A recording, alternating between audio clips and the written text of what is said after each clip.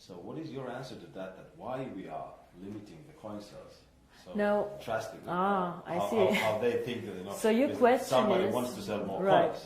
So your question is, some of us mine coins and they go to the internal exchange, and some of us sell coins and buy coins. Yeah. So as OneCoin, as I say, is 1 year old, first of all. It's not like Bitcoin. It is not a liquid market yet.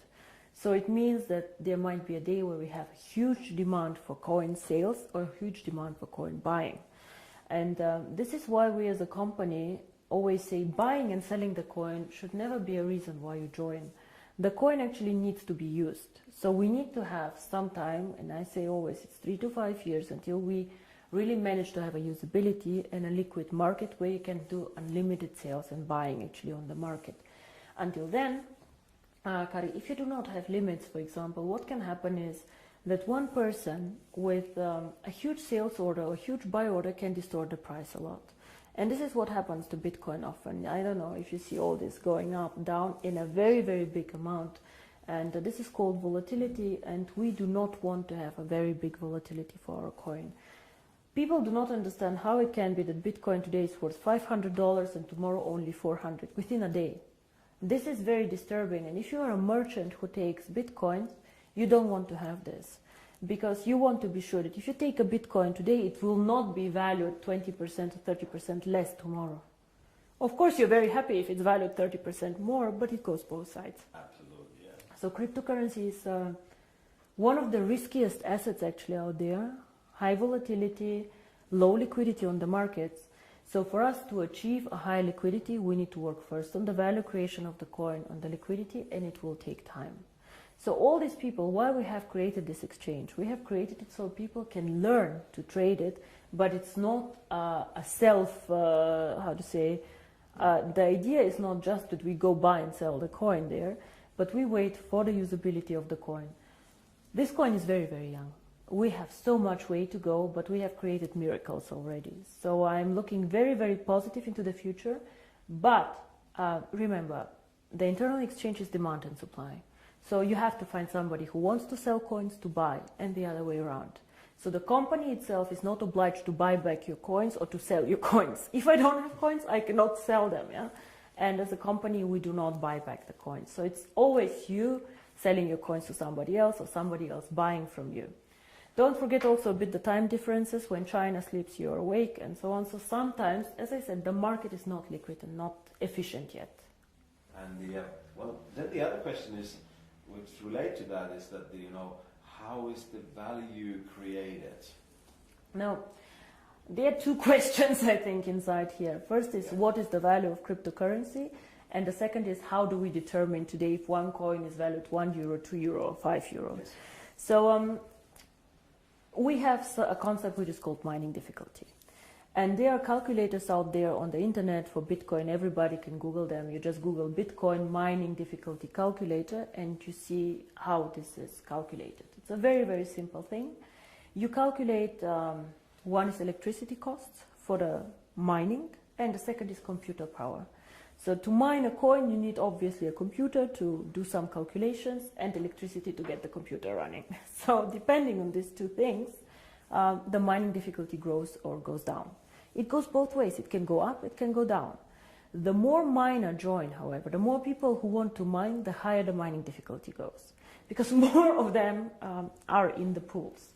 And this is, of course, what happens to OneCoin. So you can simulate this with these calculators. It's nothing that OneCoin invented. And this is how we today measure the value of the coin. Yeah? So we say if it costs us €5 to create the coin due to electricity, the servers and the computer power, this is what we think is the appropriate price. Of course, it fluctuates up and down based on demand and supply, but always in a corridor actually that we have set. So this is how we determine the price today. And the second question that you had actually is, but one day we go to the open market, so how do we know what is the value of this cryptocurrency? Why is Bitcoin worth $400 and not 1,000 or whatever? And here, in my opinion, there are two things how we determine the value of cryptocurrency. Cryptocurrency is not backed up by anything. We know this. So it's actually worthless. So it's not backed up by gold. It's not backed up by any other asset. OneCoin is not backed up, yeah? Bitcoin is not backed up. But there's still value inside, and I'll tell you why. One is, first of all, the brand.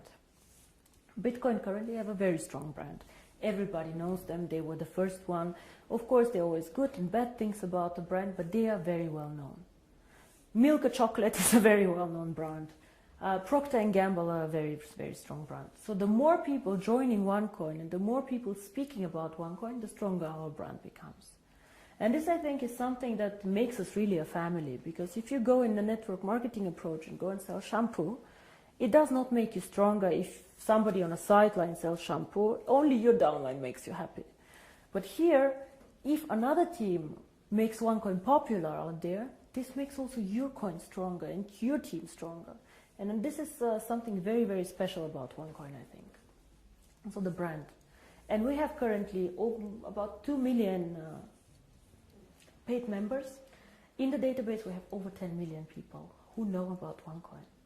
So we for sure have more users than Bitcoin, for sure.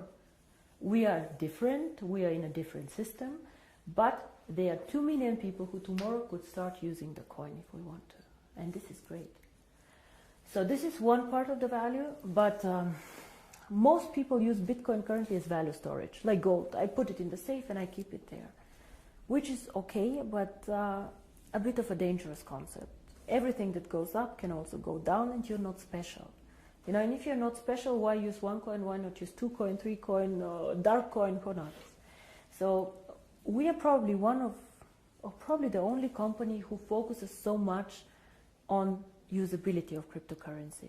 Why cryptocurrency? How can it change the world? And our two slogans are the future of payments or join the financial revolution.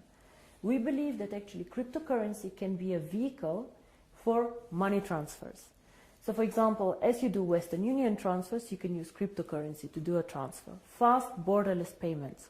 And there's a huge demand for this. 2 billion of people have no bank account. 2 billion. Of course, we cannot capture all of them. But again, if we capture only 10 million or 100 million people, it's a network. It grows so fast. We see what happened, you know. December 2014, I was sitting at my desk and I had a bet with Per Carlson, who is not here anymore, if we will manage to have 10,000 people. And we did a huge celebration with 10,000 people. Today we have 2 million after 12 months. It is incredible, and this is the network effect. The more people know about OneCoin, the more they will come and the stronger the brand becomes.